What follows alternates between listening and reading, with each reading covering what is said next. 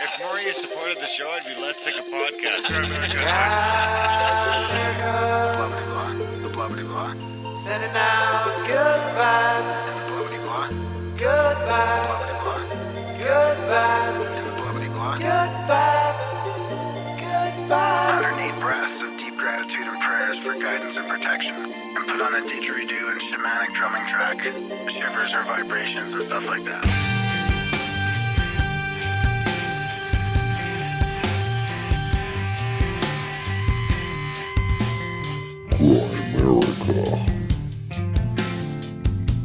I just saw it as martial arts. I saw it as empowering. I saw it as something that connected to what I wanted to do, and absolutely has.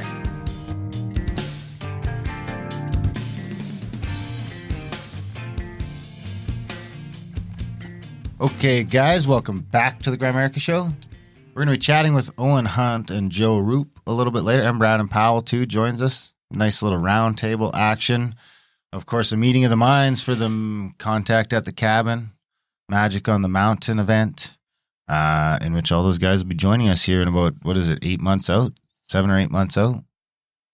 Yeah, I think so. What, February, right? February in Arizona? August, September, November? Yeah, December, January, February, 6 months out. Oh yeah, I'm looking forward to it big time. I love this mix that they have here. It's like the Wim Hoff Superman type breathing stuff with Brandon Powell, the shamanic, spin that he's put on that, and then the ancient magical kind of rituals and stuff like that with Joe, and then more of the reality transurfing from Owen. Oh yeah, it'll be a modern thing. It's a real interesting mix. It's gonna be a fucking great event, great life-changing event. You're gonna go there a different person, come out of there a different person with some great tools to take on life, or at least manage your own life somehow. Yeah. So yeah, it's a good chat. We'll get into that a little bit later. Of course, we had the Stampede roll through town here this last week. Got to do some stampede and see a bunch of people without masks. Do some gathering. I think we're still the only province in Canada allowed to do this. That's pretty amazing, actually. It's pretty amazing. I was feeling grateful when I heard about some of what's happening in Winnipeg still with all the restrictions on restaurants, and you have to be to sit at a table together. You still, you got to be vaxxed to sit at the same table and in the same family. And I'm like, unless you're double vaxxed, I'm like, oh my God, it's crazy what's happening in Winnipeg, which is just a couple provinces over. And then Ontario, I don't know what's happening over there. We're just BC seems kind of similar to us, I think, but BC's getting there. But the Stampede was good. I went for a walk for a few hours there yesterday as well, and it would have been nice. It was great. It wasn't super crowded. It was fantastic. It was much busier yesterday than it was last weekend. Oh, me and really? Natasha went Wow. last weekend. It was way quieter. Really? I could have rode my bike around that motherfucker last weekend. Wow. Yeah. And then this weekend it was much busier. I'm wondering if they even made money then, if it's not that crowded. If they even or if they lost money. I don't know. I mean, I don't think, how much does it cost you to put that on? Can't cost you much. Oh, the employees there? Well, that's like the traveling amusement thing. That's not, Stampede doesn't own all that. Somebody's got to pay all that though. Your admission pays all that. Your $20 got a pretty good deal on that when you're the only place in the country that will employ them. Yeah, exactly. Because we were talking about that yesterday when the kids were running around doing their rides all day. Me and Brady were there, and I was like, well, I don't think there's anywhere else to go. Like normally this would go from here, it'd go to Winnipeg, it'd be the Red River X. Oh, the Peony. It'd be something in the Regina. in Vancouver, maybe. Go to maybe. Vancouver, and it would be something, and it's just dry. I mean, it's basically the midway. The traveling midway goes from one end of the country to the other. Yeah. And it joins up with all the Stampede stuff, and then Stampede orders a couple other things in from the States as well. That makes sense, yeah. Which didn't happen this year. Like the skee ball wasn't there. A bunch of the cool rides weren't there. There's some stuff missing. Yeah. So I'd imagine they got a pretty good deal on the midway when there's nowhere else to go. It's like, hey, we'll rent you, but you got to give us a deal because it's going to be a nightmare here for us. I'd imagine you would do that on a percentage of gate. Yeah. But it was nice to run around, bump into people all over the place. Everyone was smiling, having a good time. It seemed like everyone was happy about it. And like I predicted, it was going to be a good stampede because we had all the people who are scared didn't come because they're scared they're going to get COVID. And then all the like super hard ass anti-maskers, which I respect. I can respect that side, but a lot of them are just a little too hardcore for me. Where it's like it's just, especially at this point of the game, it's just like. So a bunch of them had this giant movement where they were all boycotting Stampede because it wasn't fair that Stampede got to be on, but all the restaurants had to be closed before that. That's a good point. Yeah, whereas my point was, well, Stampede was closed last year too. So at this point, I'm just happy to see something fucking open. I mean, whether it's Stampede or something else, the restaurants are all open along with Stampede. It's not like the restaurants are open and nothing else is. And if they would have had Stampede last year, but I feel like Stampede missed a year too. Yep. And so it was nice to go down. They always have the Indian Village, so you can go see all that stuff, and it's a good time down there. I mean, I usually go. I always take the kids down to Stampede at least once a year. This year I went twice because there wasn't too many people, so I figured, why not? Yeah, good. And the kids liked it? Oh, the kids love it. That's good. Well, I got on the bracelets because they were a little cheaper. Everything was a little cheaper this year. Even entry, I think, was down $5. Mind you, the parking was up. But I didn't have to park a mile away and take a shuttle. So that was another bonus. I was able to park close to the event and just walk in. Yeah, That's the first time, like my entire time I've lived in Calgary, I've never... Usually what I'll do is I'll park like fucking 3 C train stations down and take the train because parking is a nightmare. But this year you just park. I was literally 400 feet from the gate probably. Or sometimes you just party with the train conductor. Sometimes you drive the train. We won't go there. Sometimes you drive the C train. So it was good. The kids got to go on rides while I just lied. And it wasn't so crowded that you could just let the kids run around a bit. I wasn't worried about the kids. So we were just lying in the grass, letting the kids go on the rides. Yeah, that's good. Me and Brady lied in the grass. Nice. I went on the giant teddy bear. Yeah, that's good. Massive teddy bear. Yeah, that's fantastic. They're super stoked about that. Oh, yeah. I tried. I couldn't. You tried raising the bottle? No, I didn't try that one. I tried the rings on the bottles. I could go down there today and win another one of those. But they got a limit. Yeah. They have the right to refuse. They have the right to refuse, but they say they'll give you two per fare. That's it. 1 per day, 2 per fare. Oh wow, that's interesting. Yeah. So they always because once you get the technique on raising the bottle. Oh, dude, I could go down there right now and pay $10 and for the 3 tries, and I'll get it. Did you see the basketball one? I missed the basketball hoop by like 10 feet, 3 things in a row. I mean, it was unbelievably hard. I'm like, how can I not even judge the distance of this basketball hoop? Like I missed it. I only have certain games that I'm good at. The shooting game, I'm pretty good at, where you got to shoot at the star. And then I'm good at skee ball, which wasn't there this year. They always kick me off skee ball because I'll go and they usually have 2 skee balls, and I'll win the choice prize at each one a couple times, and they'll be like, "No, you can't do it anymore." So now they kicked me off. Is that the one where you roll the ball and it jumps into the little hole? Yeah, I've always had a knack for that. Knack for that, eh? Huh. And then I got a knack for the whack-a-mole. There you go. I got a knack for the raise quick. the bottle one too. Everyone was freaking out when I won that giant bear. It's huge, man. I can't even believe it. Oh yeah, it's Cassandra's upstairs right now sleeping in his lap. Alrighty, so let's get into some stuff here. What do you got? Well, I got quotes from Zuby that I want to talk about. That would be the quote part. I got some great feedback, and then I want to talk about Fire on the Grid. Let's do Fire the Grid. Fire the Grid. What's that? This is like a mass meditation event, I guess would be the way I would describe it. Linda Martucci, friend of the show.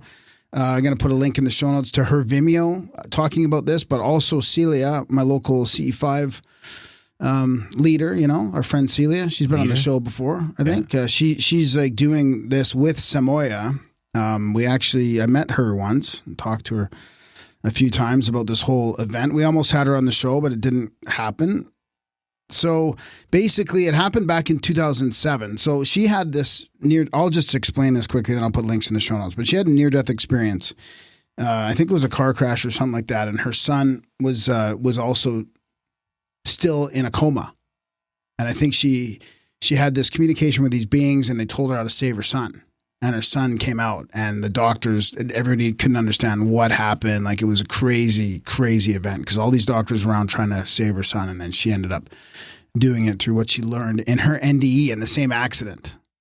Anyway, she went on George Norrie because these beings wanted her to do this, like light up the grid, like fire the grid, basically the field of energy around us, right? She went on George Norrie and it got this viral before social media was even a thing. This is like 2007, I think. And it went totally viral and she had a whole bunch of people. So now there's like a big rush to do this again. Like the light beings are like rush, rush, rush. So basically the Fire the Grid is about programming the next field. It's about changing the future and creating a world of abundance and joy for us all. It's time to vote, and how you vote is with your frequency. The time and date is approaching with speed. So it's Monday. So this is coming out late Sunday night. So most people probably won't get this in time, but it's at July 19th, Monday at 11:11 GMT. So that's like 4:11 in California, 5:11 here Are you getting up? I mean, you don't have a job. dude, I've been up early. Like my cats are waking me up in the middle of the night now for some reason. Something's going. Yeah, I've been up in like 4 or 5. That was 6. me like last week. I've been up 4, 5, 6 every day. Been up at 6 now. And you stay up? Well, I try not to. I just go back to bed. I know. At 6. I'm finally just done like so many projects that have been piled on me that are done. I've been sleeping pretty good. Yeah, that's good. 7-Eleven New York, for example. In Cairo, it's 1:11 p.m. So anyways, each person participating will simply be joyous for 1 hour. So what will you do to be in your joy? So they're just saying everybody be joyous. Be super joyous. There you go. Yeah. I'm in. You could meditate or pray, sip warm coffee, listen to music, hug your dog, sit in a sunbeam, gaze at the stars, make love or make art, swing in a hammock and hold a baby. Anything that gives you the tingles makes your heart sing. And then say thank you. You could say thank you 3 times to really give it an oomph. That's it. Very simple. So there is a link for a website where you can RSVP because maybe they're just trying to see how many people are actually participating. So anyways, I'll put it all in the show notes. This is, I don't know, it's important. Maybe if enough of us do this, just spend an hour in joy, we can fire the grid and update the field, upgrade the field. You're fired. Yeah, fire the grid. We're using fire in a positive connotation. Yeah. There, not in a negative. Yeah. I see. What's this? It's only been like 500 some shows. I don't expect you to know the profound jingles. cool. Well, this is a pretty big one. This is like an article. So maybe you'll know the jingles by show 1,000. It's the profound quote of the week. Can you guess the human who spoke it or wrote it down? Profound quote of the week. So this comes to me via Tom Wood's email. Actually, I'm on his subscription, his email subscription, because he's got great emails all the time. But I'm sure Darren or somebody on Twitter might have seen this because it went viral a little bit. He says, we've learned a lot about our fellow man over the course of the virus panic, much of it unflattering. So the UK-based rapper known as Zuby listed 20 of them on his Twitter, and it went viral. I thought you'd enjoy it. Have you seen this yet? Oh, no, we should have Zuby on the show. Zuby's going to come on the show eventually. Is he? We follow each other on Twitter. That'd be We've fantastic. discussed coming on the show a couple of times. Wow, really? You're on top of it. I haven't quite. Well, I've been chatting with Zuby for years. You're just like slow to the party. But I mean, you might even got Zuby. I'm totally slow to the party, dude. I've posted Zuby quotes on the I'm pretty sure Zuby quotes have ended up on our social media. Yeah, but probably. then he blew up too. Recently because he went on. It's been a while. I think he went on, but yeah, a couple of huge shows. He had way less followers. Yeah, and maybe it's because of stuff like this. 20 things I've learned or had confirmed about humanity during the pandemic. Number 1, most people would rather be in the majority than be right. Number 2, at least 20% of the population has strong authoritarian tendencies, which will emerge under the right conditions. Number 3, fear of death is only rivaled by the fear of social disapproval. The latter could be stronger. 4, propaganda is just as effective in the modern day as it was 100 years ago. Access to limitless information has not made the average person any wiser. Number 5, anything and everything can be politicized by the media, government, and those who trust them. 6, many politicians and large corporations will gladly sacrifice human lives if it is conducive to their political and financial aspirations. 7, most people believe the government acts in the best interests of the people, even many who are vocal critics of the government. So true. Number 8, once they've made up their mind, most people would rather commit to being wrong than admit they were wrong. These are all like just brilliant, honestly. It's just what we're seeing. Not that I want to keep it positive though. But number 9, humans can be trained and conditioned quickly and relatively easily to significantly alter their behaviors, for better or worse. 10, when sufficiently frightened, most people will not only accept authoritarianism, but demand it.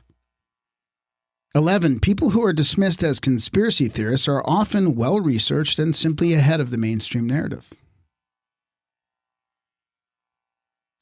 You keep looking at me like you want me to say something.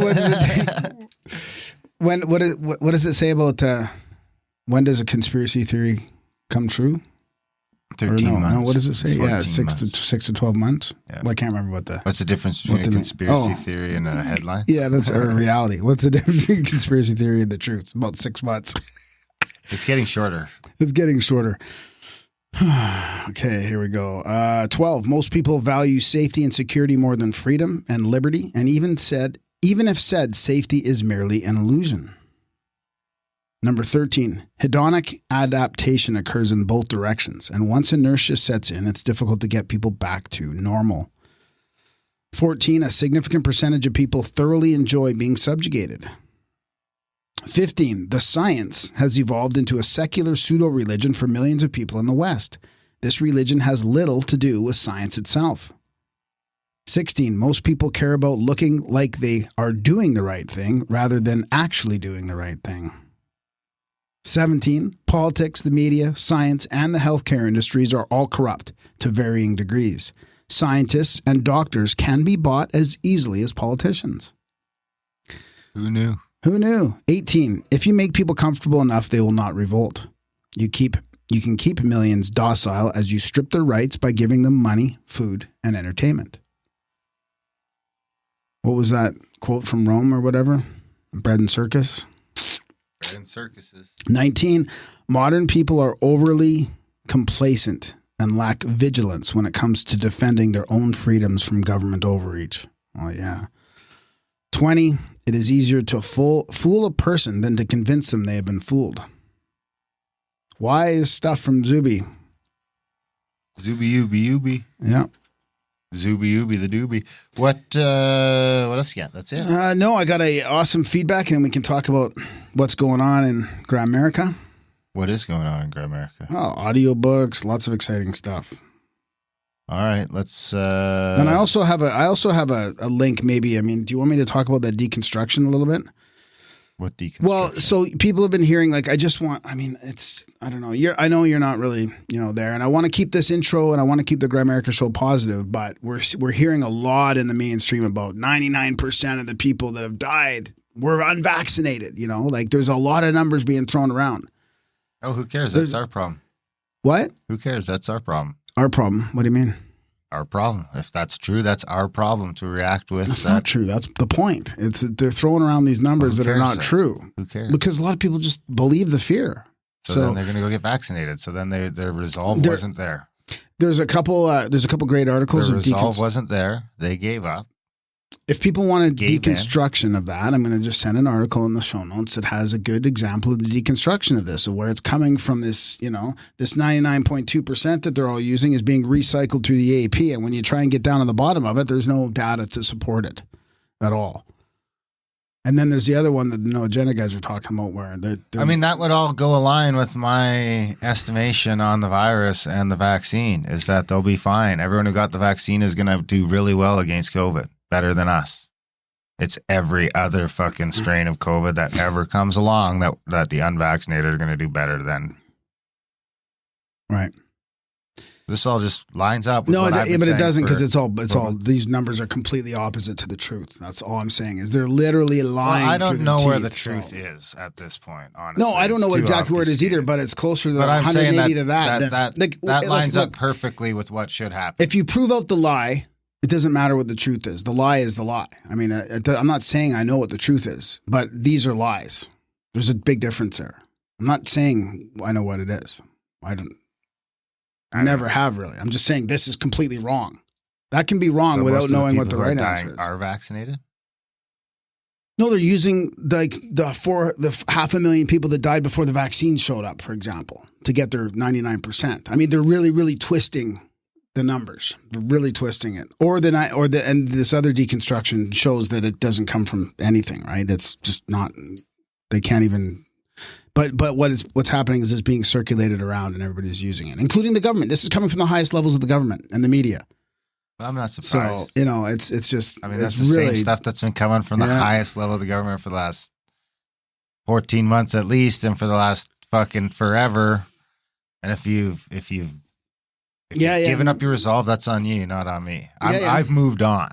If you're going to get caught in the weeds and get suckered into something that you said you weren't going to get suckered into 6 months ago, that's on you. Yeah. You're not intending where you want to be. Yeah, there might, or maybe you've seen some information that there might just be. It might just be people that need to show their loved ones or something, some other version of reality, instead of what they're saying in the media and the government. That's all. But anyways, I'll move on. I don't see the benefit to that either, honestly, at this point. I know, I do. That's where we'll disagree. Because all those people have already made their decision. They haven't. I know they haven't, because there's a bunch of people on the fence still. Because now you're actively like telling them they made the wrong decision in a lot of instances. No, not at all. Just saying, be careful what you hear in the media. That's the which we've been saying all along. But I'm not saying anybody made the wrong decision. I'm just saying that what they're saying to us right now in the viral media is wrong. Completely, it's a lie. I'm not getting involved. So I've moved on. Yeah, I'm not going back. Unless the lockdowns come back in the fall, then I'll come back. But until then, I'm done with all that. Yeah, that's good. I agree. What else you got? I agree with if you want to do that, that's fine. I don't want to chase COVID down the road. No, I know. You know what I mean? Yeah, I totally know what you mean. It's been here fucking long enough that I'm happy to just sort of watch it go, and hopefully it doesn't come back. I'm not naive enough to think that it's for sure gone forever, but I definitely am not looking to chase it down the road at this point. No. I don't. That's fine. Because it's like, here's the thing. I feel like most of the genre got caught up in this COVID spin and they're never getting out of it. Yeah. You know what I mean? It's like it's kidnapped a bunch of our fucking genre, and it's just stuck in this loop that they don't know how to break out of now. Yeah, that's a good point. Yeah, and I'm not trying to alienate anybody or anything like that either. It's just that regardless of what you believe, we just should take everything we hear with a grain of salt. That's really all I'm saying, because they're pushing pretty hard right now. So, and I don't really see it personally, but following the show stuff and all that, I see the push pretty hard, right? And I, to be honest with you, there's a couple people that are loved ones of mine that are getting really, really, really pressured. So it's just, I'm paying attention for them a little bit, to send them little bits because they're asking, and I'm glad they're asking, but it's pretty sad to see it happening in your personal life, emotional blackmail and stuff. Right. Yeah. It's a tough one. I'm glad I don't have anyone. I mean, I guess it's like a reflection on how I've set up my life that I don't have anyone in it that does that. And honestly, if I did, they just wouldn't be in it for long. Well, the people because there are some people in my life that if I was around and they probably would be giving me some of that, and they're just not in my life. And then for better or for worse, I just don't care. I've got too much to do to worry about. I mean, I don't want to be responsible for someone else's autonomy either. Yeah. You know what I mean? It's like, well, you go figure it out. I mean, that's what we've done in a lot of ways. And then because now you're putting it on me that if it turns out to be the fucking wrong decision, now I'm going to somehow feel responsible for that. Right. Like I've somehow convinced you to do something, like even if it's like not directly. So now I've indirectly convinced someone that the COVID shot's a bad idea and they die of COVID. I mean, the chance of that happening, let's be honest, 100,000 to 1, maybe more, maybe a little less. It's somewhere in there. But if it happened, holy fuck. Yeah. So, imagine I get COVID. I already told people what to put on my tombstone if COVID gets me. I can't remember exactly what it is, but it's funny. Dude, you have more of a chance of dying off a ladder. I'm telling you. I already fell off a ladder once, so does that put those chances down or up? Totally down. I mean, now it's like getting struck by lightning twice. I mean, what if you fall off a ladder really bad, you broke your arm but didn't die?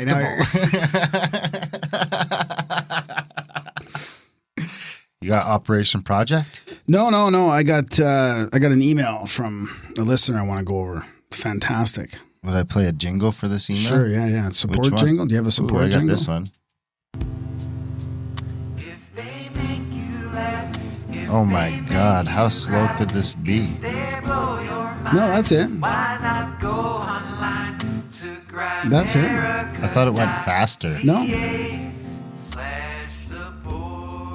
It goes on like this for another like 40 seconds. What about this one?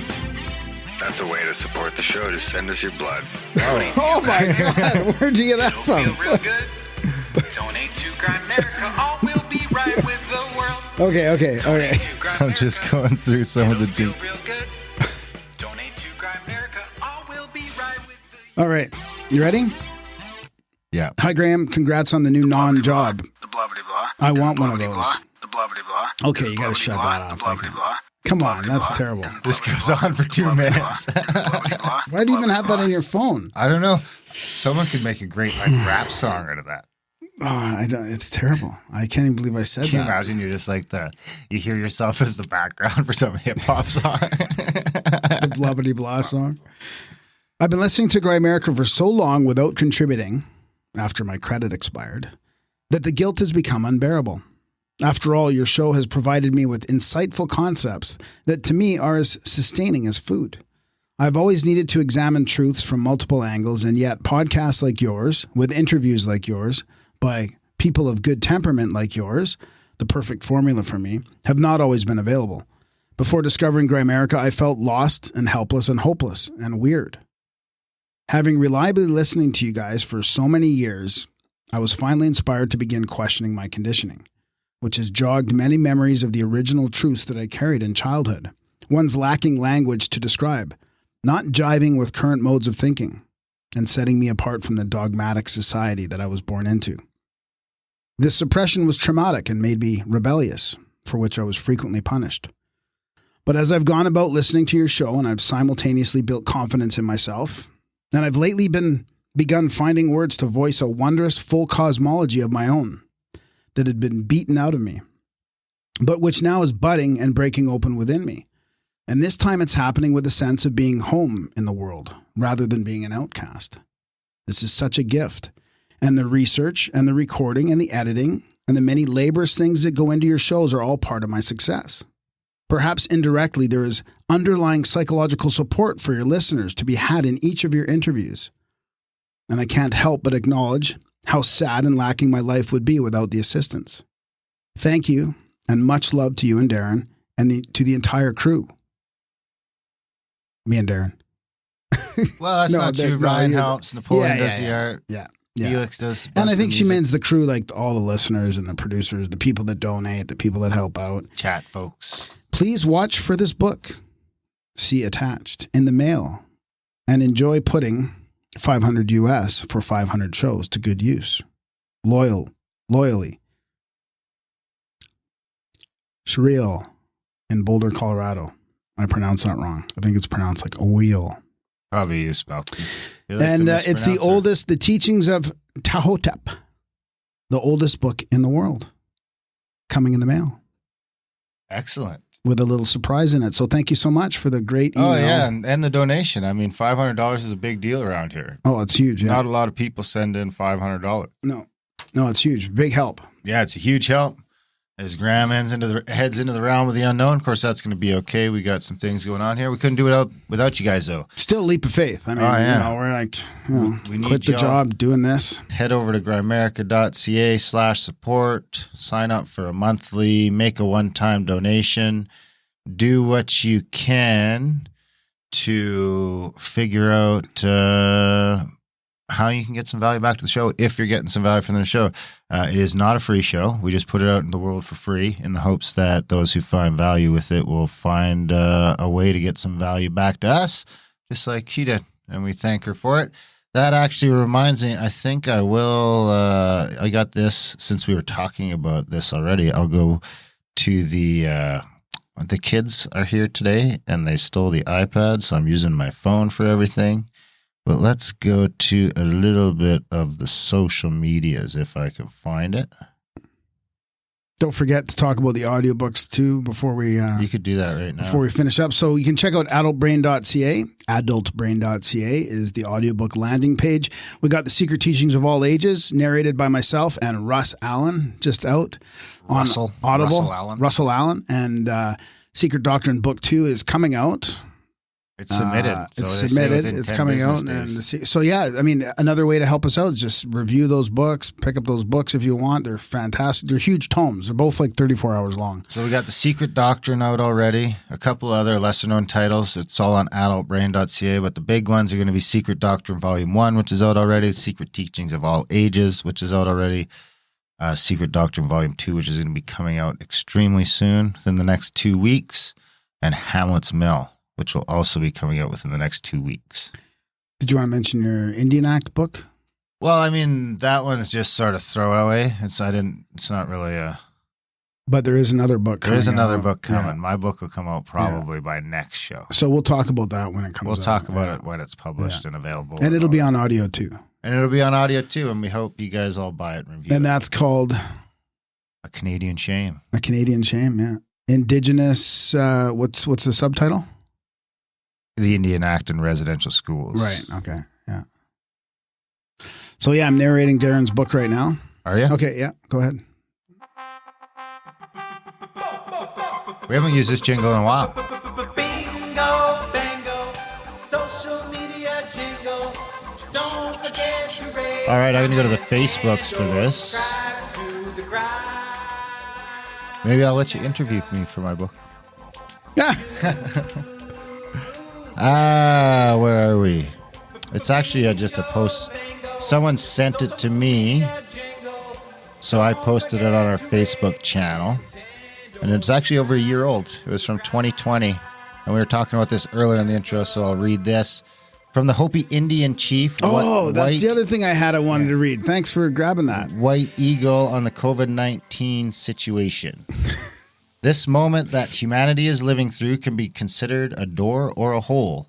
The decision to fall into the hole or go through the door is yours. If you consume information 24 hours a day with negative energy, constantly nervous, with pessimism, you will fall into this hole. But if you take the opportunity to look at yourself, to rethink life and death, to take care of yourself and others, you will go through the door. Take care of your home, take care of your body, connect with your spiritual home. When you take care of yourself, you take care of others at the same time. Do not underestimate the spiritual dimension of this crisis. Adopt the perspective of an eagle that sees everything from above with broader vision. There is a social demand in this crisis, but also a spiritual demand. The two go hand in hand. Without the social dimension, we fall into fanaticism. Without the spiritual dimension, we fall into pessimism and futility. You are prepared to go through this crisis. Grab your toolbox and use all the tools at your disposal. Learn to resist by the example of the Indian and African peoples. We have been and continue to be exterminated, but we have never stopped singing, dancing, lighting fires, and having joy. Don't feel guilty for feeling lucky in these difficult times. Being sad and without energy doesn't help at all. Resilience is resilience through joy. You have a right to be strong and positive. You have to maintain a beautiful, cheerful, and bright posture. This has nothing to do with alienation, ignorance of the world. It is a strategy of resistance. When we walk in the door, we have a new view of the world because we have faced our fears and difficulties. This is what you can do now. Serenity in the storm. Keep calm. Meditate daily. Make a habit of encountering the sacred every day. Demonstrate resilience through art, joy, trust, and love. Awesome. Thanks, buddy. I had that and I've missed it. That's what I wanted to do today too. I'm glad you caught it. Awesome. Picking up the slack. Anything else? How appropriate is that though, right? Pick the door. Choose the door. You know? Totally. And oh yeah, I think we have an interview tomorrow for that Indian show. Indian in the Room. Oh, cool. Are you in on that? You might as well sit in, eh? Sure. I didn't know. Surprise. Surprise. All right, guys, enjoy the chat with Owen and Brandon and Joe. It's a great one. We hope you come to the event. Contact at thecabin.com/magic. If you want to get in on that, it's the only event going right now that is not rock and rolling or isn't sold out, sorry. So you won't get in on that because they sell out. People don't believe me because it's not sold out. And then what happens is it gets to a few months before the event and when there's only 25 or 27 spots for these things, it only takes a busy weekend and away they go. So, I mean, we sold 8 Scabland spots in like 4 days. So. Yeah.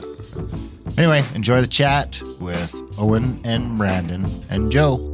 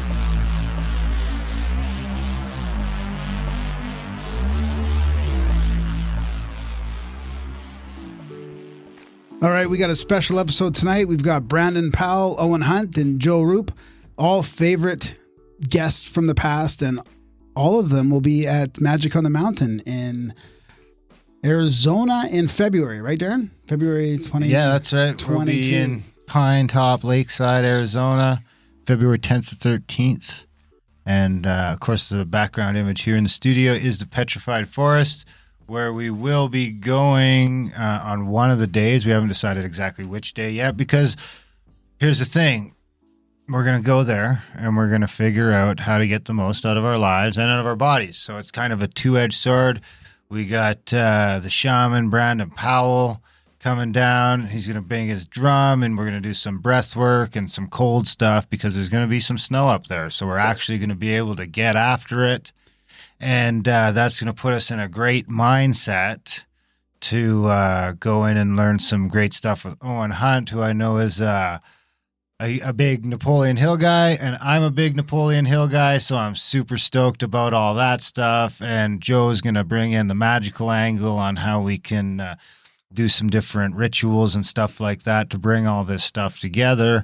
And, I mean, if you're listening to the show, you probably know that this stuff is pretty real. At least we think we do. It is, and it seems to make a huge difference in a lot of people's lives when they do it. So I think this is going to be a real life-changing event. I mean, we've been blessed. Every event so far, people have had rave reviews on. They've all sold out. Everyone's had a great time.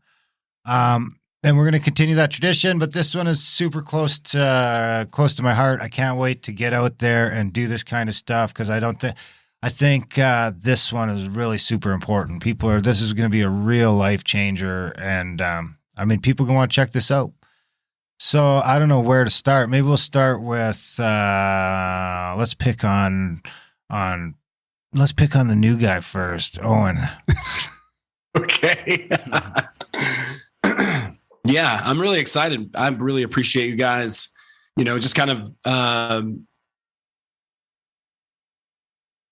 on Outlawed and had a great chat with you. And Napoleon Hill stuff is really close to my heart. All that new thought kind of stuff. I also studied reality transurfing. It's kind of one of the occult books that I really like. Kind of seems to resolve a lot of these kind of ideas. And Joe and I have actually already been chatting about kind of taking the sort of perspectives that we have and folding them together. Like, I guess I'm kind of in the sort of more, I don't want to say new age, but, more current sort of manifestation type of techniques, which I don't know that I necessarily love that word, but I've got to just own it. And I know Joe, he understands a lot more about the historical and hermetic sort of aspects. It's gonna be really cool to collaborate. And I'm really excited to see what Brandon adds because, well, I'm actually kind of scared, if I'm being honest. Hey, I just took my headphones out to put them under my shirt. What word did you use? Manifestation, I think. Manifestation, yeah. I thought it might have been new. I thought it might have been new age or something as well. But yeah. Yeah, Brandon's stuff is great. I mean, it is, it catches everyone off guard. It's always the best because nobody sees it coming. And then they're like, what? And then they're like, whoa. Why don't you kind of bring us through that, Brandon? What's your plan on? Because I think the way I see it is I want to get into some, I mean, usually we start the day with the breath work. So everyone's sort of going to stumble in or sort of start to stagger in and arrive the Thursday night. We won't do a whole lot, later we'll probably do a meet and greet. We might do some stuff, opening addresses, that kind of stuff. Usually the first day is pretty chill. And then we're going to get up that Friday morning and I'd imagine the first thing we're going to do either before breakfast or after breakfast is get into that breath work and get at it a little harder than usual this time, I think. Yeah, get the full experience. And it's definitely not new age. The breath work is, it is a tremendous way to start the day. And I think it is a little unsuspecting. I mean, people say breath work or whatever, and you don't really know exactly what it's going to do until it does its thing. It's a great way to, there's a million things about it, but it's a great way to just immediately connect into your environment. There's a lot of things physiologically going on where it just stabilizes you. We'll be in an amazing place in nature. So it's a great way to just connect in, get into a better brainwave state to basically integrate into nature. And what I think we're all bringing, this is a big deal. So the breath work is a great way to open you up and get the day going. And it has profound physiological effects. So those stay with you throughout the day. And even if it's something that's subtle and not really in the main, it's not in your main screen, but it's there, it's present because you practiced it. It really does something to the physiology, So, and then, like you said, man, we have a great environment to really get connected to. The cold work is profound, and it's sort of for me, it's one of the best tools that I put into my tool bag or box, and what I'm interested in is,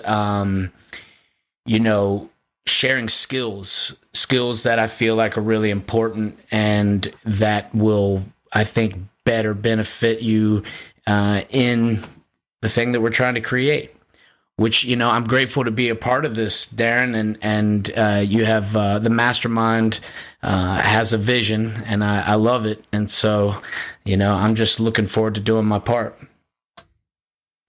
Excellent. Yeah, thanks, man. It's while we were talking today on the phone, we're going to get ready to hopefully, if our insane government backs off a little bit and opens up the border and doesn't require experimental therapies for you to enter the country, we can hopefully start doing some stuff up here in Canada, a little closer to home, maybe on the farm and all that fun stuff. But I mean, my hope is this is going to turn into an annual. People are pretty excited. If people do want to check that out, it is contact@thecavern.com/magic. All the other events are there as well. And then what do you think you got in store for us, Joe? Well, it's really cool that we have breath work and stuff. I mean, we do breath work and hermetic work, but it's more in a comfortable environment, right? So, like, I'm excited about like learning Wim Hoff because I've participated in my own way, but in Brandon's way, I'm really stoked about that because I think the art of relaxation and breath work and balancing out your energy and circulating the energy properly in your body before learning this stuff before you get into actually trying to manifest or do magic or visualize or do anything is really how you tap into your power, because you have to be comfortable and you have to be balanced in your body first. So it's kind of really cool that you're putting all of this together this way, you know? But also I want to kind of show some people some things about the elements and what they really stand for and how to balance them out, and making the two become one when we use ritual is how we manifest things. It's essentially just love, but bringing the two forces and the two poles together is love, and it is how things create and how things manifest. And it's, I mean, a lot of times we think that because we're in a linear future that we're evolving, and that's, we are in ways, but also there's some things that are in our past and traditions that I believe that were pretty evolved. You know, we just weren't ready to accept them or learn them. And I think we are now. I mean, magic and the occult is bigger than it's ever been now.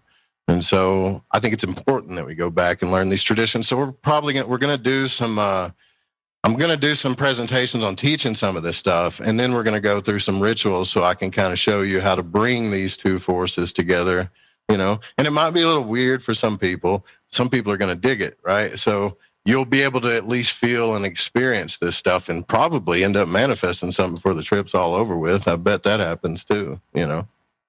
I think this will be great. I mean, I heard a Gordon White episode recently, and it really, really struck true. The time that we're going through right now, you know, how do we manifest our dreams, focus on our dreams without falling into this trap of negativity or doom scrolling or that type of thing. So I think it's going to be good timing to go through how to deal with the things that we're going through right now in this society. Like one of his things was like, don't build your future on your present opinions about things, like build it on your dreams. Right. So that's one of the things I kind of want to tease apart is like, how do I get rid of my opinions on shit and focus on my dream? Yeah, there's a lot of like the quantum aspect that kind of comes into with what Joe's talking about. And there's something, you know, like nonlinear causality, like everything that we do, it has multiple effects, you know, not just one. And we're consciously choosing what we're paying attention to. Really, our biggest tool that we have to create is our attention. That's why there's such a, you know, it's at a premium. You have to pay for attention. You know, everybody's trying to grab your attention. They're hooking you 5 seconds in, you know, and that attention span gets shorter and shorter and shorter. But we are consciously choosing our reality. If we decide to agree with what the mainstream narrative is pumping in, then that's exactly what we're going to manifest out, like garbage in, garbage out. So we have to stop, take a break, and then realize that we're really at the cause and start to learn to affect change in that way. And it's just a conscious consensus. And so I think this is going to be an amazing event for that. We're going to really start to learn how to do it, and we're going to experience it. I can't wait to do some of the hermetic stuff. I'm really excited about the breath work too. Yeah, to me, just listening to you guys, the practice that and the tools that I try to incorporate into my training and my teaching are tools that, you know, ultimately are aimed at creating a physiology, like truly altering the physiology to be, and you can say altering because quite often it is, but really it's aligning the physiology to be in a state that I believe helps to better create or manifest things. You know, so if you're training breath work, let's say as a isolated practice, it is something, you know, you're directly working with our primary energy source, our primary life source. I mean, everything comes from the breath. You know, we come into life on the breath, we leave life on the breath. And ultimately, it is something that is coded into us, but it is also something that we can approach to try and alter to gain, you know, or optimize or whatever the quest is within the training. To me, it's very simple, and I like what was said about love, you know, that ultimately you're working with these forces. I look at it as will and love, and the idea that you're directing your willpower, which with a conscious effort. Will exists. We're here. But just like the breath, we can work to control and, harness our will. But will seeks power. And so the way to curb that is to work within ethics and morality and a code, that I believe is encoded. I believe it's inherent. I think we, quite often we're searching for things, but I believe that nature really makes things simple. And I think if you connect to nature, you find, simple answers to very powerful questions, questions that you would say transform you.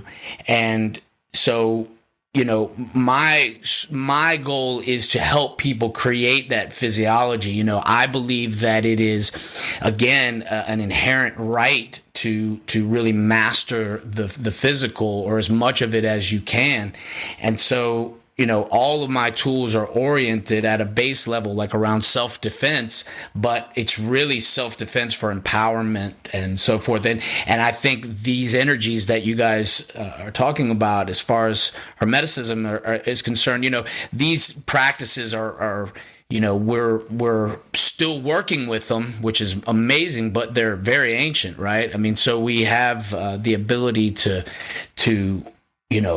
carry on a tradition that is, who knows how far back, right? So I'm really interested in seeing how this all comes together, because I do believe it's going to be a powerful connection. That really clicked for me there, the physiological part. I've been trying these alchemical meditations recently. And I mean, like 14, 15 years ago, I was completely numb. Like my body, I could never feel a thing in my body. I couldn't feel anything. But the breathing, I'm assuming, would really help me feel emotions and feel stuff in the body. So if I want to bring in an emotion and transmute it through one of my mind centers of my mind, my heart center, let's say, and transmute that, I need to feel it. I need to feel something, right? I can't just be numb like I used to be. So I really just clicked there for me, this connection on, because I've done some of your breath work too, and I remember the feeling, like the flow, the feeling, everything vibrating. I mean, and that's what I want to be able to utilize when I do different types of meditations. Yeah, I think the breath work sets you up to be able to meditate. That's, it creates the physiology to then do the work in. It's just the Wim Hoff method per se is a intense way of doing it. There are many ways you can do it. I'm just, my thing is, to be honest, like, and we joke, when I say we, I'm talking about all my personalities. Ultimately, what I'm interested in is, let's say, shaman technical work. I'm interested in what I believe brings you a direct experience of something that's unquestionable. Like, I'm the type of guy that prefers being hit upside the head with a brick as opposed to wondering, like, is something happening? Like, when it's real, and that's what I'm interested in.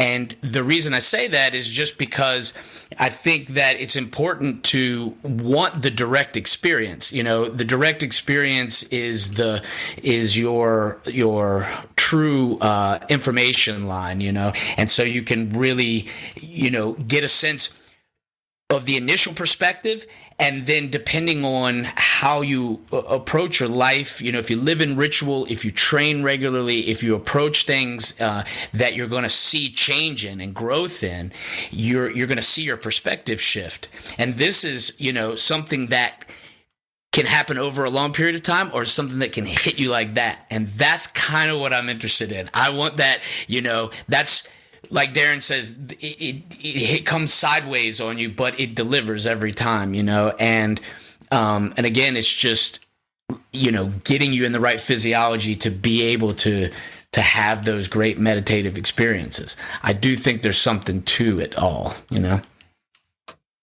Yeah, absolutely, man. And even in the Hermetic tradition, we talk about this energy called Lux or LVX energy, which is basically the life force energy, the light that you give off. And you give this energy off in several different ways, intellectually, physically, emotionally, through your passion and through your will, right? Your nervous system is directly attached to this energy. So there is breath work in the Hermetic tradition too. And before you go into a ritual, it's important. I mean, it's extremely vital that you get your body in the most relaxed and balanced state as possible.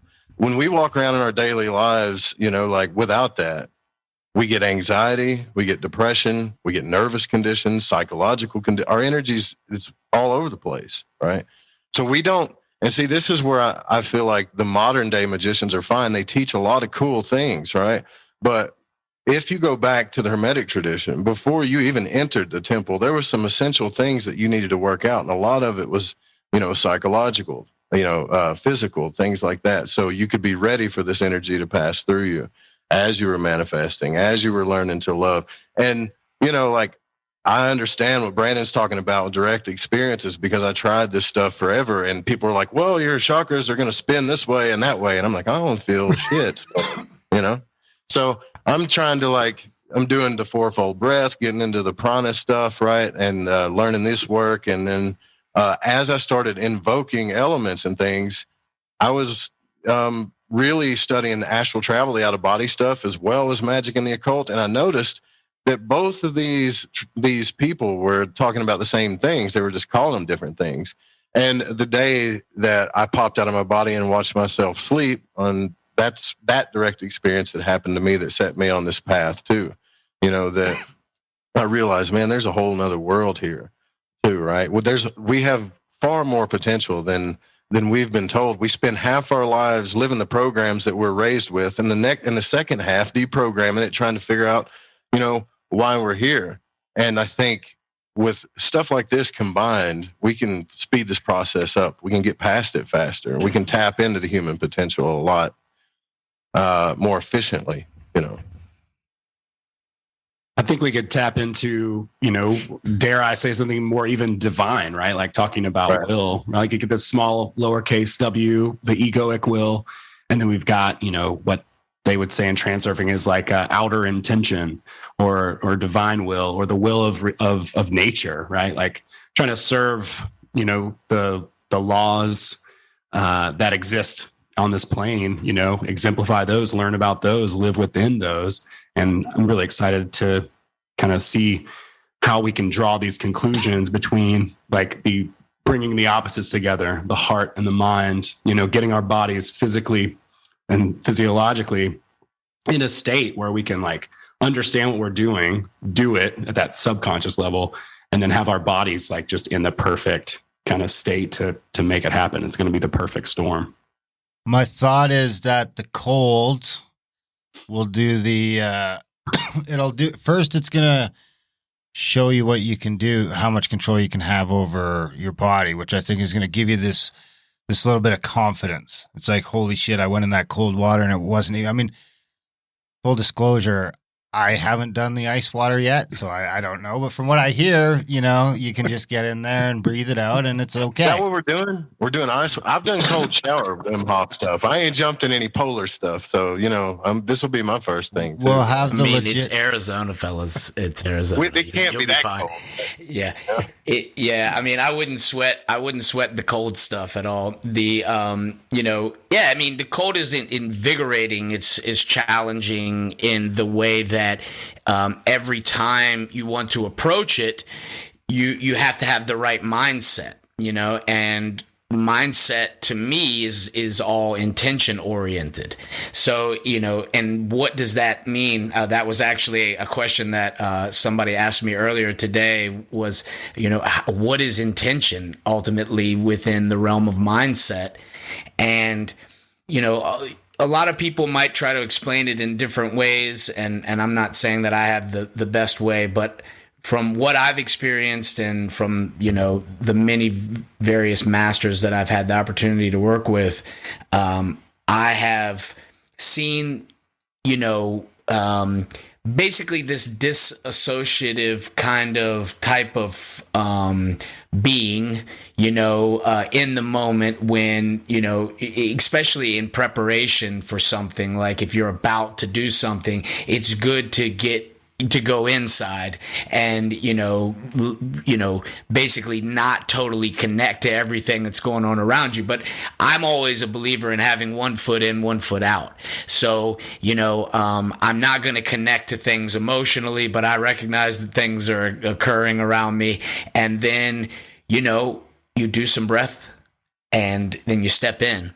And, depending on whatever the stress is, the best way to initially approach stress, I believe, is to learn how to de-escalate. So we get into the cold water and then we learn how to calm down.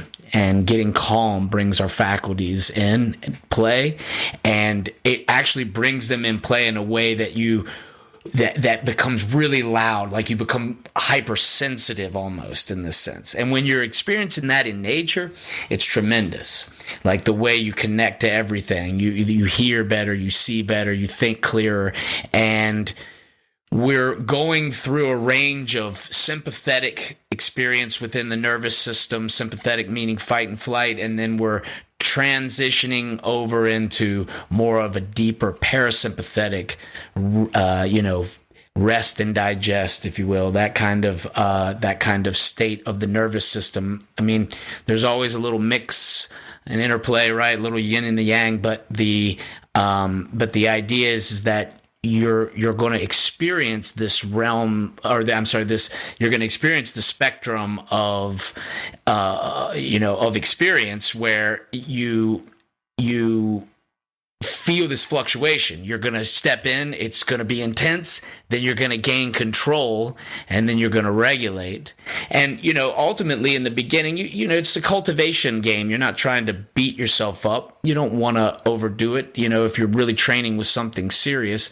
But you can always build up in cold showers if you're looking to really create, enhance your life with this style of training. But you can also just take the plunge, and it's always that way, until you really go over the waterfall, you don't really know what that experience is. You're always at the edge, and so being with somebody like myself, it's a good opportunity to push yourself a little bit and to see what you got, and it creates strength, internally. And that's really what I think is a huge part of what I bring to this. And I think it's what's so important within the Hermetic rites is that you want internal strength, and what are you doing I actually think there's a way to build that, it's something that is not questionable. It's in other words, you will know you've done work.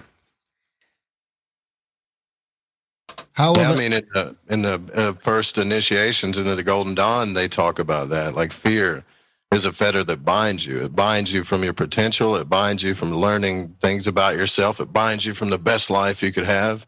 And most people, we as humans, we've been programmed to do more to protect ourselves from feeling pain and discomfort. And we put more energy into that than we do to experience and overcome. So I think the Wim Hoff stuff, I'm sure it sounds life-changing to have people that are scared at first go through that fight or flight emotion and overcome it. I imagine, I don't know, Brandon, like, do people, when they get done with this for the first time, do they tell you, man, like, dude, this changed my life, I'm conquering fears? I mean, is it just more than, feeling a body thing? I think it's like life-changing, man. I'm stoked. I'm nervous, but I'm stoked. I want to do it too. Yeah, well, the Wim Hoff stuff, and look, I give Wim all the credit in the world. He's had a huge impact on my life and a big influence, and it's a big piece of what I teach because I believe in it so much, and I think that it's got a direction. It has a purpose. Like it's been recognized as being a very effective practice. And so and it delivers. I have my own approach of how I bring that to people. And you've mentioned a few times being relaxed. that's a huge part. And I think Darren, anybody who's done the breath work with me would agree that that's all I always say. We want everybody to be comfortable, and I think that's what we're trying to create is an awesome space for people to be able to come in and experience this in a way where it's collective, because the group experience really elevates the entire thing. So working with a group of people, coming in, experiencing that, and then also being in a good environment, safe environment, comfortable environment. So the breath work, we always look for comfort in that. I want you in a great space, because you are going to go through things. It is going to, I look at it like a cleansing practice. That's why I say it's a preparation. It's a primer. You're going to use it to just rev yourself up and feel good. And truly, if you stay with this, and we're going to really see this, because we're going to be in an environment that we're trying to enhance this whole thing, in Arizona, beautiful place, perfect time of the year.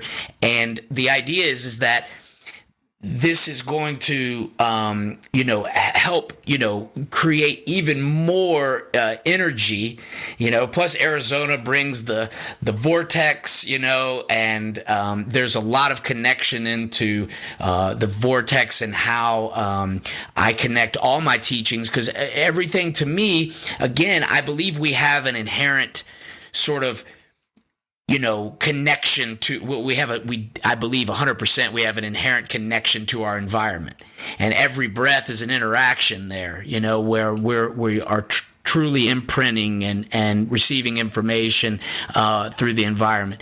And there is a much deeper code. There's more. The way we walk the environment, the way we everything we do, I believe there is something really powerfully inherent. Like, I think we even know good from bad, that kind of thing, and, it's just taking conscious control. Once you have a good connection, will then allow you a much deeper magic, a much deeper connection to it all, and you're working with fear states, you're working with the nervous system, all these things are working together, but the end goal is to step through all of that and, and have real skill sets that you can carry with you. That's my thing. Owen, how does this sort of apply to your sort of work and your coaching and stuff? The physical aspect, the relaxation.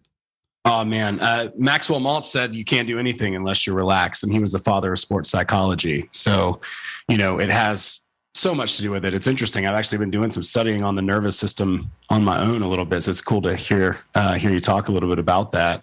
Man, I think it's really cool too to think about fortitude. And being able to build it, in a real time way, and going through these sort of rites of passage. This is something that I think is, as human beings for thousands and thousands of years, people have done. They've gone into the woods, they've tested themselves, they've done vision quests, masculine rites of passage ceremonies, et cetera, right? But it's not something that is very common in our culture. But I think there's something to that, like as far as a stage of growth. And being able to, level up, step up and encounter more, bite off more, give more.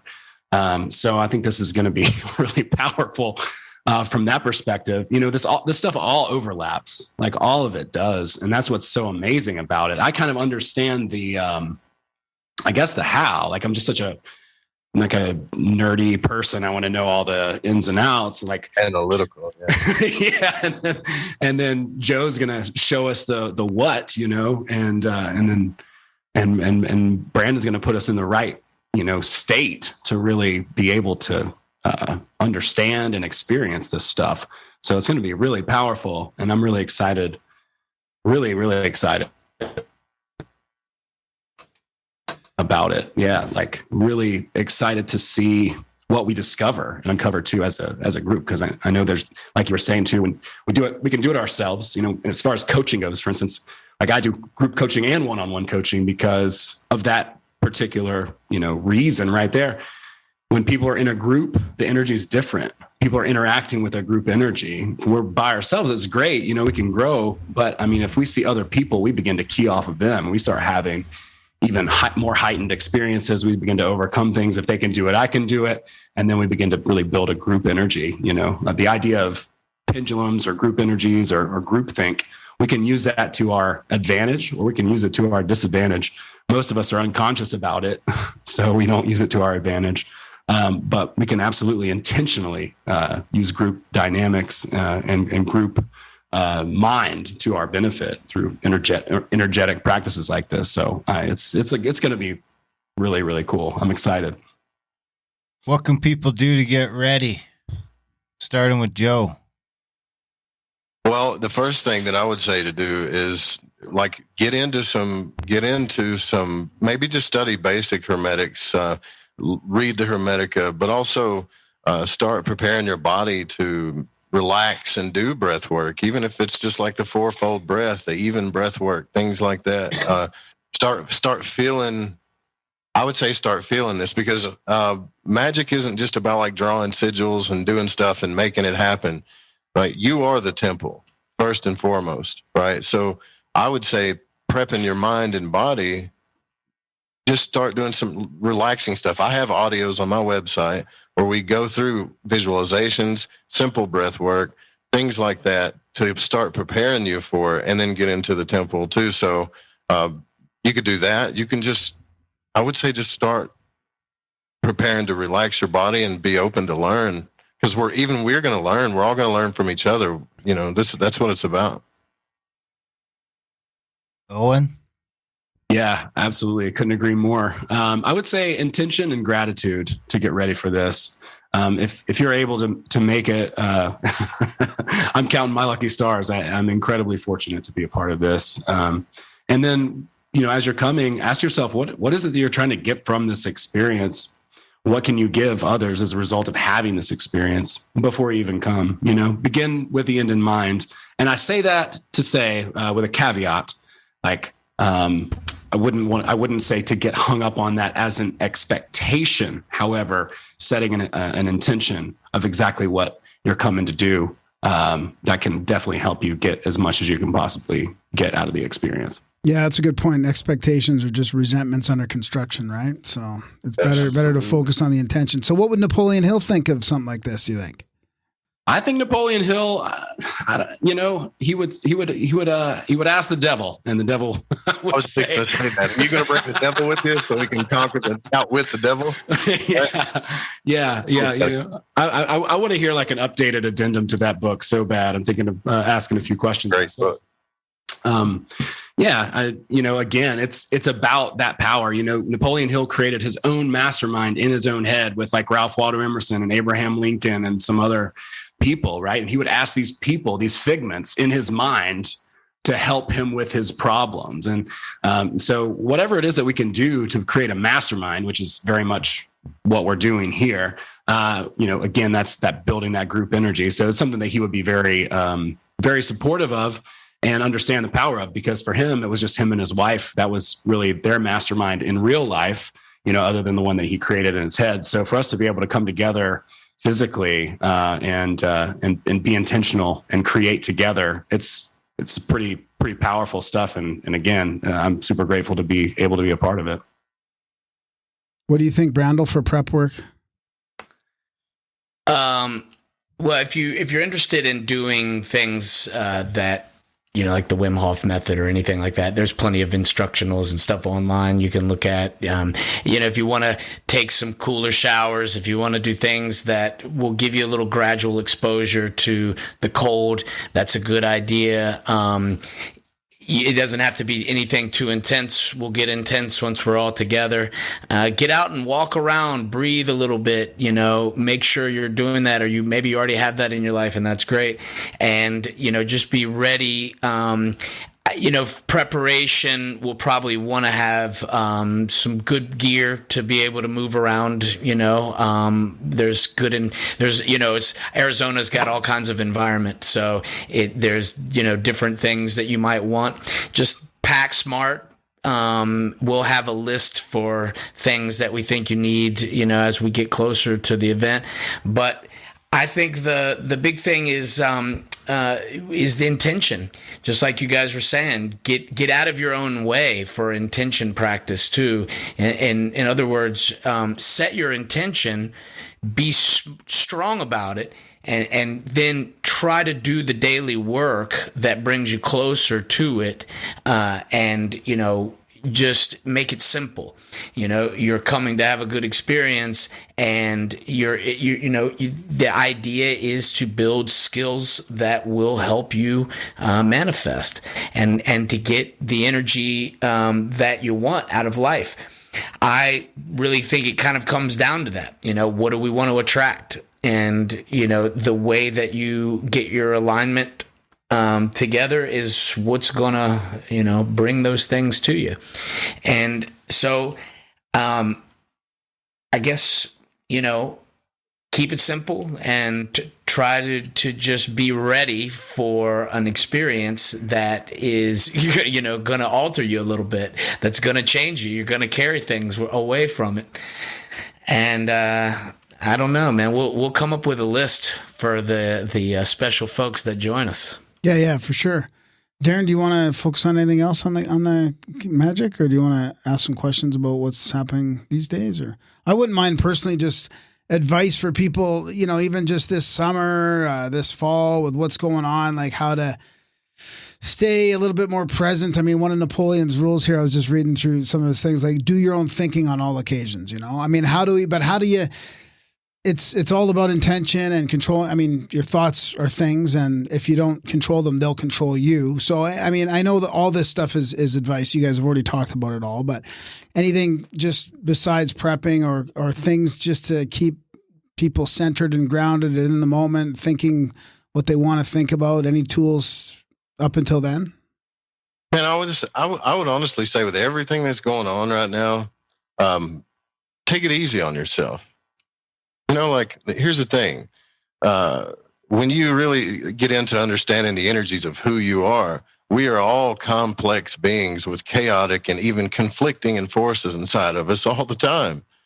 So it's good to evolve and learn and grow, but just take it easy on yourself, I mean, I don't know why I'm saying that, but I feel like there's a lot of pressure to become perfect, and we're all unique in our own way. We all fit somewhere, somehow, right? And look at us. We're all different.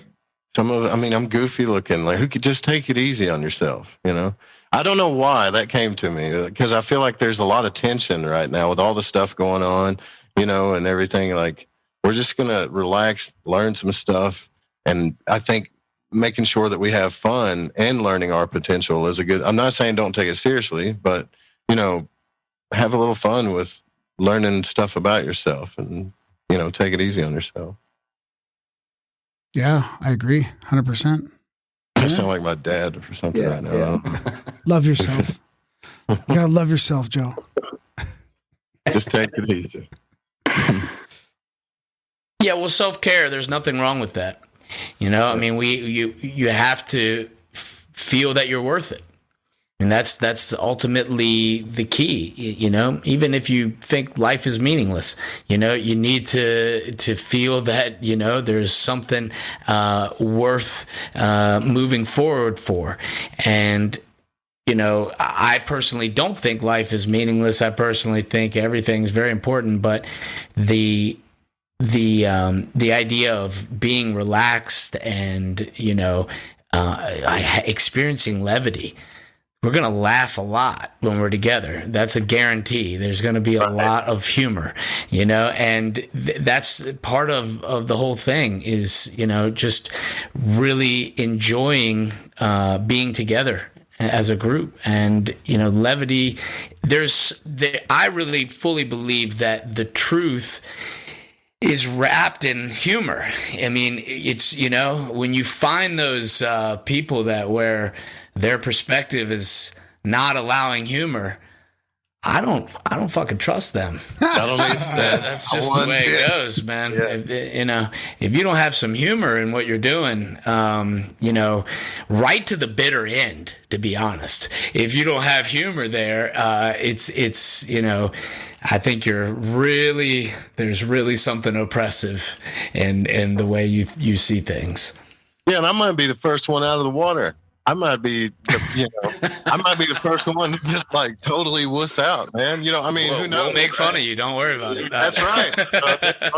It's okay. No, I'll only call out you guys. Anybody else has got to pass. But no, I mean, look, Darren jumped in some cold water when we were out. When we were out together last time, and it was Utah. It was cold. It was good. It was fun. And the thing is that the cold is really nothing. I mean, it's like there's a feather bed on the other side of what you think is going to be tough. You see it's not. And it does unlock, and it's probably the single best source of energy to connect into that really, it's like I said, every time you do it, it's the same thing. So every time, no matter how experienced you get, you have to have the intention you're going in. You get in, you have a physiological experience, you calm it, and then, at that point, it does its magic on you. It's nature working with you. There's symbiosis there, and it has a tremendous healing effect, male, female, non-binary, you know what I'm saying? Like, however you identify, it's going to work to give you, what it does. I mean, it truly is amazing. And, you might find, man, that you're the master of the cold. It might be super easy for you. People build up a certain thing in their head, and then they're like, wow, this is actually not hard at all. There's nothing to it. And then some people think they got it, and then it works them a little bit. So, it sort of treats you like you need to be treated. It's righteous. It's not, and then ultimately it'll kill you if you stay in for too long. So yeah, we're not going to stay in for too long. The idea is to get the energy source, and then actually the real secret, and this is the cool thing about spending multiple days in training, is the real secret is in the post-ice training. It's bringing it all together. The alchemy is having the energy source, and then utilizing it. And there's different ways that we'll be doing that. And, so there's the techniques really, they speak for themselves. I mean, I could sit here all day and tell you what they'll do, but you're going to know it. It is amazing when you're in the cold environment and your body automatically gets into that protective physiological shivering response, and you can just breathe, you can just really calm that down, breathe your way right through that. It is an amazing feeling to be able to. Well, the shivers is just your body trying to get warm. Yeah. So it's just your body. It's again another autonomic function. What we're interested in our training is training out of autonomic function. Yeah. So if you train the Wim Hof method properly, the shivers actually disappear. Yeah. It's just not a thing anymore. And then the way you go about experiencing cold, it's altered, because now you actually have a tool to take it on. And that's the thing, is that if you don't give it any intention, it won't work. And Wim would say all day, it's all in the mind.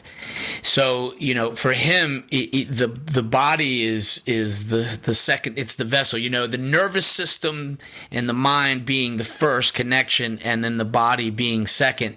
But it's training that, and that's what we're doing. That's what I'm most interested in, is actually nervous system training, which is very hermetic in that sense. I mean, we are going past really interacting with the future, if you will, because the nervous system is working, in front of our brain.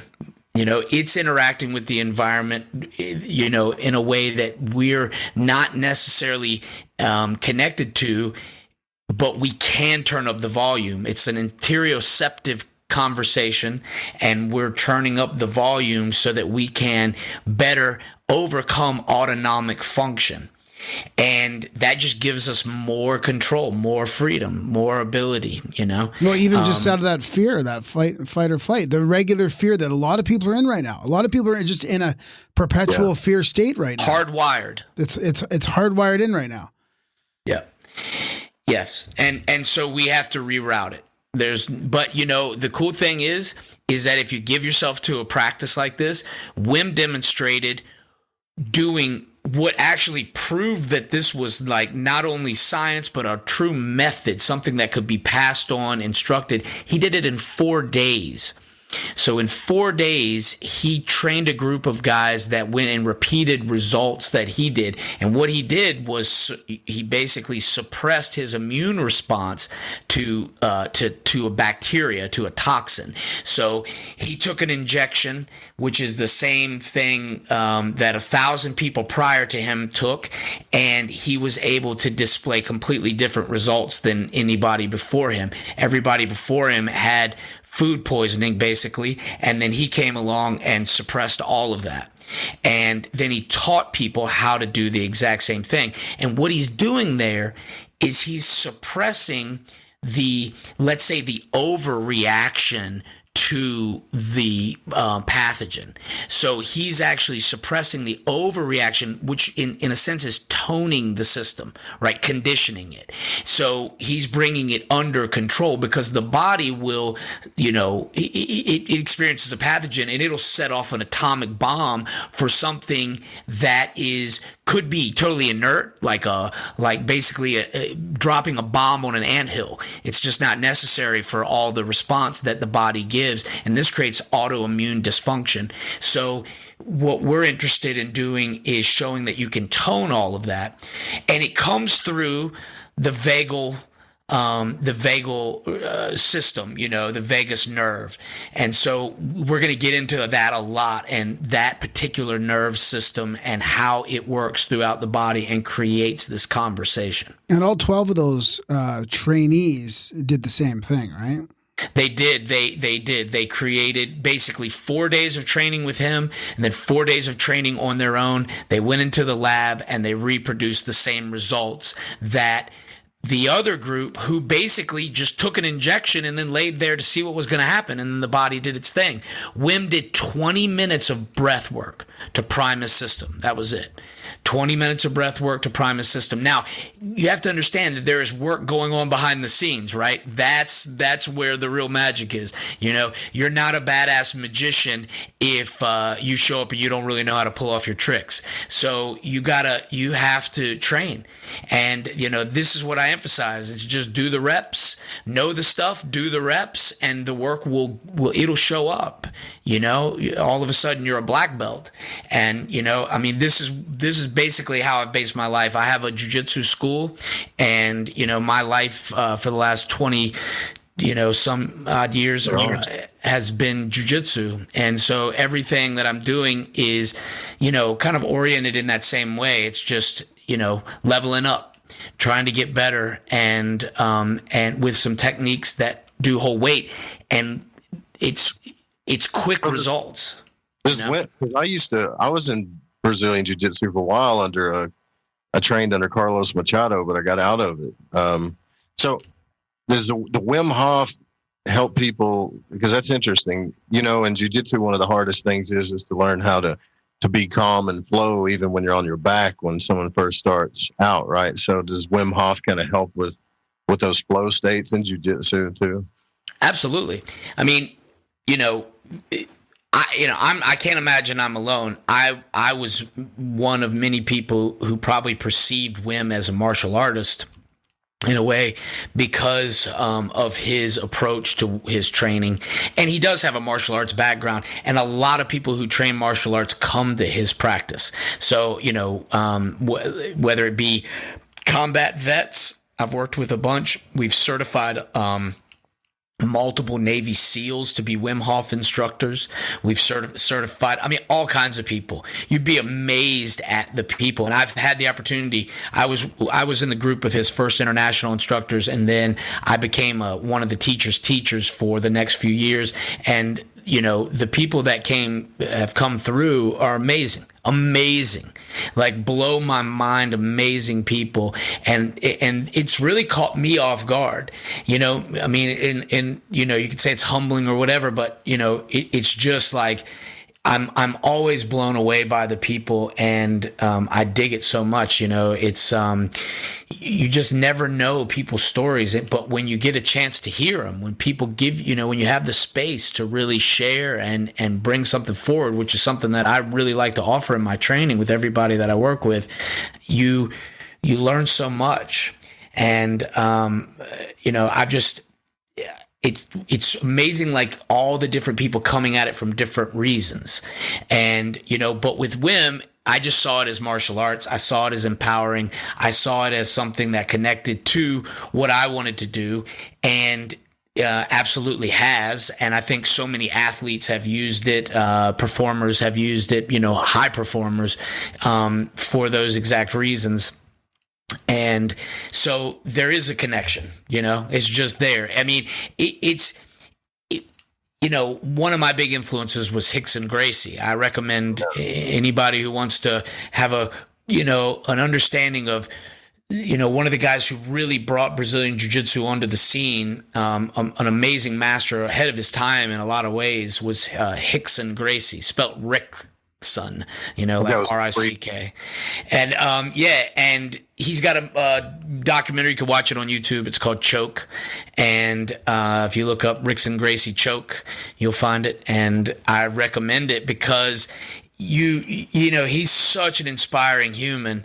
And at that point, he was at his peak, you know, and there's just you could see how this stuff is integrated. He's jumping in cold water, he's doing breathwork exercises, he's doing jiu-jitsu, he's doing all these things. And this was back in mid 90s, you know, really nobody was talking about this type of integration back then, other than him. And you just see this connection, but it seems very, very natural. And that's the thing, like, I just believe it's imprinted, you know. You can find hieroglyphs of, say, martial arts techniques that are still being innovated on today. Like, I mean, you find literally like hieroglyph, like they could be like Grecian pancration drawings, or you know, I mean, all the way back to the caves, right? And you see Japanese people doing hieroglyphs. Yeah. It's amazing. I mean, the moves and these things have been around forever. So I believe these practices are like really ancient and very connected and have migrated all around, and people have interacted with these types of things forever. And we kind of have come to a cool place in time where, you know, the tech and everything kind of coming together has given us a space to where we can really, you know, if we're not too distracted, we can really milk this thing and, you know, and get some real, you know, like deep knowledge on these ancient practices. Do you guys have anything you want to add to that, Owen or Joe? Yeah, you know, just along the same lines as Joe and Brandon too. You know, life is a very serious cosmic joke. So, you know, it's important, I think, to remember to enjoy. It's our fucking birthright to feel good in our body. And I'm really excited to get some more tools for that. You know, I have some, you know, and just from a mental place, like being the observer, you know, from like Buddhism or, you know, any sort of kind of practice like that, just being the observer can help us to ease into that more like vagal part of the nervous system, right? And be living in a place where, you know, we don't feel overwhelmed or in a state of fear, right? Or fight or flight. You know, take the white pill. You know, we've already taken the red one. And I feel like now the choice is like white or black, you know, and I did my goth phase in middle school. So I'm over that. So that's what I would have to say other than that, just to chime in on that. You know, I want everybody to know they do deserve to feel good. It doesn't matter what somebody else is doing. That does not affect how you can feel yourself, like Brandon saying, joking right up to the very end, dude, I couldn't agree more. Throw me in the cattle guard, man. I'll be roasting the guy who, tried to put me in there. So yeah, the inappropriate jokes are not going to make it onto this podcast, but believe me, they will be there. Well, that book, David, the author, David Data, right? Right. You know this guy? Yeah. You know him. Yeah. So he wrote this book called Divine Communion, and Owen turned me on to this guy because I study sacred sexuality. Magnificent author, by the way. But the way of the superior man as well. That one. Yeah, and he talks about masculinity. The reason why we go on these excursions, the masculine force, is because he talks about the masculine is the guy that suffers life and wants to feel the release of death. So whether it's a psychedelic experience, whether it's, sports, whether it's a submission hold, a tap out, an orgasm, whatever, the masculine energy is always trying to take things to the edge, experience that death, and kind of rebirth in that sense, right? So it's natural for us to do this. It's really not anything to be afraid of, especially being surrounded by, a bunch of people like us that care. I'm sure if anybody, like me, say I freak out or whatever and have a panic attack, which I don't think that's going to happen. I'm just saying, I'm surrounded by a lot of cool people that are going to help me, calm down, relax, chill out, give stuff you a like hug. that. It's all about the adventure, Yeah, if anybody's going to kiss me, it's going to be Darren. We'll give you a cack towel to wrap around yourself. But no, I mean, Are we doing towels again? I think this is going to help people. So, in other words, for people that need to get in touch with that masculine force, whether it's male, female, I don't care. But if you have issues with that force, I think this would be a good journey for it too. And magic and hermetics is kind of about combining both. So, well, it is combining both. Yeah, I mean, right. there is a vulnerability that's necessary for this type of work. There is a need to actually step into the feminine. You are bringing this together. I mean, I would actually call nature's force much more of a feminine thing. I mean, I think this is why we call it Mother Nature. Right. To me, this it's wild, it's unpredictable in a way, but yet there is something predictable about it, and there is something soothing and comforting and nurturing about it. So, the quite often, you might perceive this as being and it has been perceived, I would say, as being the sort of alpha masculine thing to go in and accept challenges and so forth. But I think that the hero, it's not a masculine or feminine thing. And we certainly are going round in circles about gender and all of these things these days. And, I think the most important part is for you to not be going round in circle, but to actually be in the center. And so no matter what you are, male, female, the most powerful people I've worked with are the most unassuming quite often, and the thing that comes through to me is them just learning how to truly center themselves for whatever it is, whoever they are. So there is a powerful masculine thing that can come about, but that can be within the intention, because the masculine energy is the energy that pierces, that drives through, and so yes, that's the will. We need that. But the love is the energy and receives, right? So that energy is the feminine, and so there needs to be the combining of the two. And I don't overlook that at all. I mean, I think we can only, I've always been a guy. I've always identified as a guy, and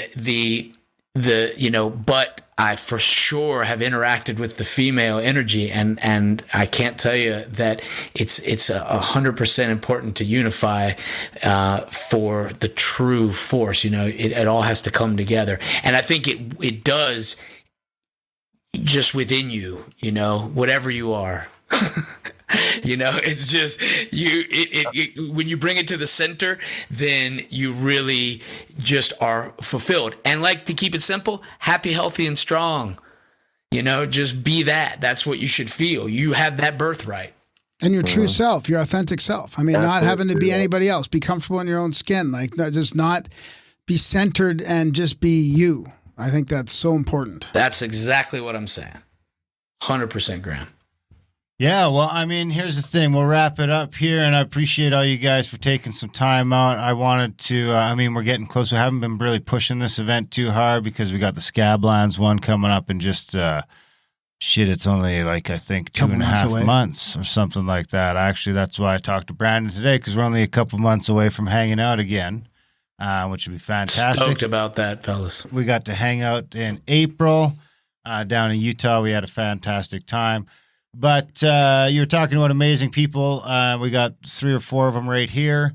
And so far, we've been blessed. Like, everyone who's come to these events so far has been fantastic.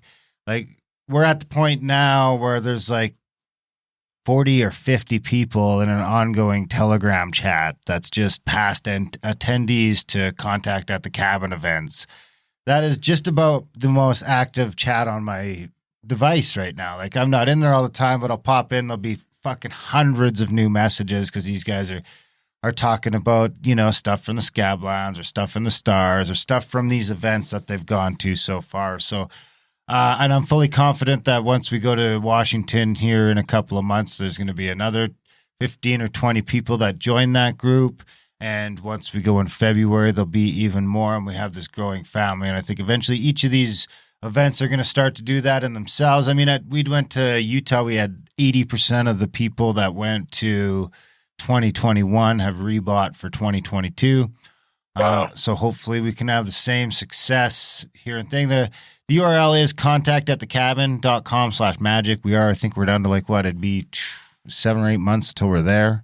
So it's already half sold. We do have celebrity guests coming. 1 for sure, maybe 2.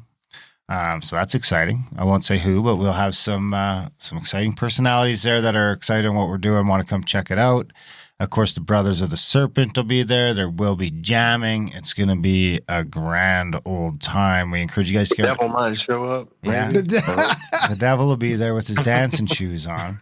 Contactatthecabin.com/magic is the event. If you want to check out the other events, of course, they're all over at contactatthecabin.com. Anything else before we wrap it up? Just you guys should have a chance to tell people how to get a hold of your work or how to find you guys outside of this event. Starting the top with Joe Rupe.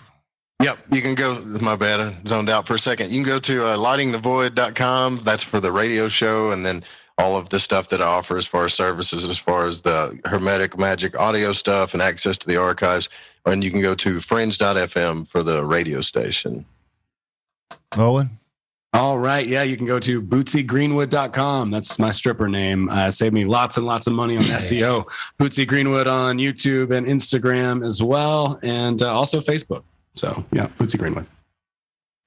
My website is onfire, onphyr.com. If you want to check us out, we have a big website that's getting ready to go live. There's like a blog up right now that's holding it, but we're getting ready to release music and all kinds of stuff on that page. And that's another thing that we integrate for sure is music.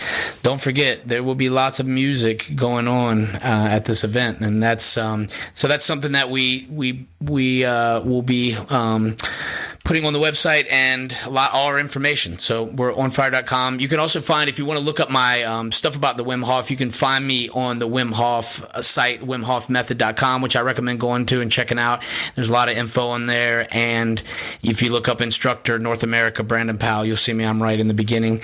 And you can read all about me. There's lots of reviews on there. Lots of things about what we do. Right on, guys. Thanks. It's great chatting with you all again. Yeah, awesome. Absolutely, guys. Yeah, great to see you, Graham. Great to see you, Darren. Great to see you, boys. Yeah. All of you. It's been fantastic, guys. You guys have a lovely rest of the evening. Thanks, guys. Thank you. Bye-bye. Exciting stuff. Yeah, that's the chat with the upcoming event presenters. Going to be a fantastic time over there in Arizona. Looking forward to it. I mean, I can't wait to get down to Washington again, but Arizona will be even better. It's going to be right in the middle of the Canadian winter. Yeah, I'm looking forward to seeing where I'm going to be at in about Still 7-8 freak. months myself with this type of work, so it'll be good. I've been doing a little bit of that myself and writing a little bit about it, intention work, and so much of it is about attention, and looking forward to learning more about it. There you have from it. these 3 gems.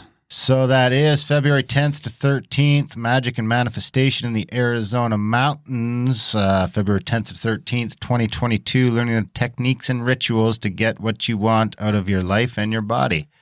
Of course, with Brandon Powell, Joe Rupe, and Owen Hunt, we will have a day trip to the Petrified Forest. And then, so how it's going to work is basically you guys will get yourselves to Phoenix.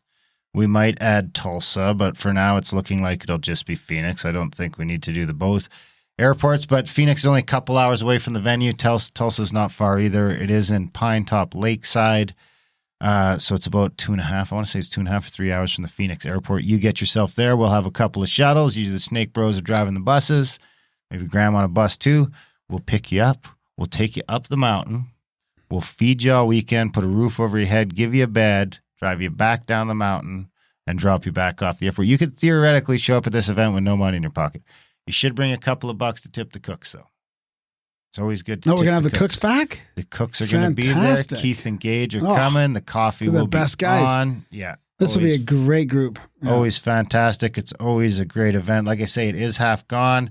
There's a couple of common couches left at $665. There's, I think, one camp spot left at $800 and one private room left at $1,750. And there's a few single beds left. I think there's still like 10 of the single beds left. They're about $1,050. Of course, those are like army bunks or single beds in sort of hotel room style. Kinda, yeah, exactly. It's a fantastic thing with a huge sort of group area where we'll be doing the meeting, and it'll be great.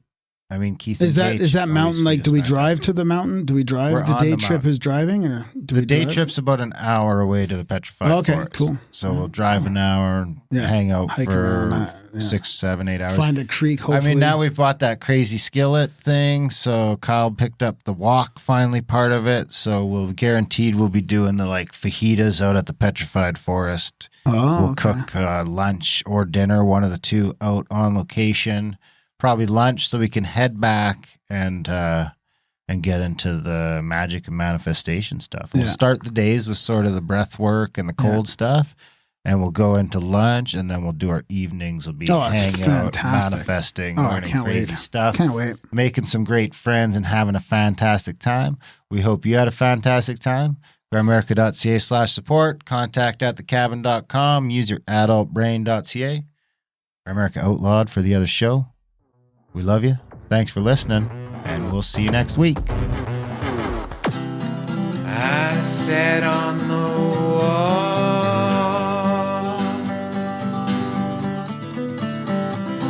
I could see it all. Trickery was afoot, and evil was at its root. The people were scatterplots. Not many could connect the dots.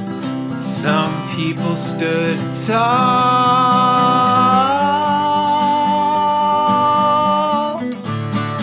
in spite of their righteous voices made small.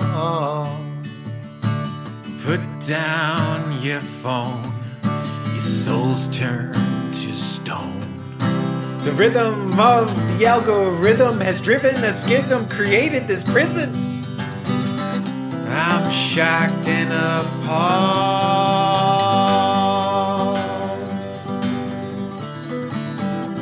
at the technocracy's gone, pulling strings of marionettes, setting traps in cybernets. Infinite scroll as addictive as cigarettes. Cat videos for freedom of the press. People that stand tall,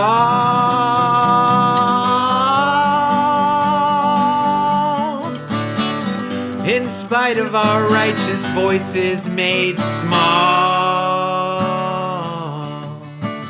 Put down your phone, your soul's turned to stone. The rhythm of the algorithm has driven a schism, created this prison. Double click uninstall.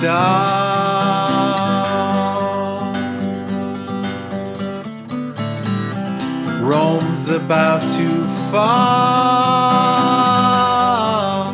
This hard drive is corrupted, and our minds have been abducted by a silicon dream so seductive. When yelling at bots becomes unproductive, people, we need to stand tall.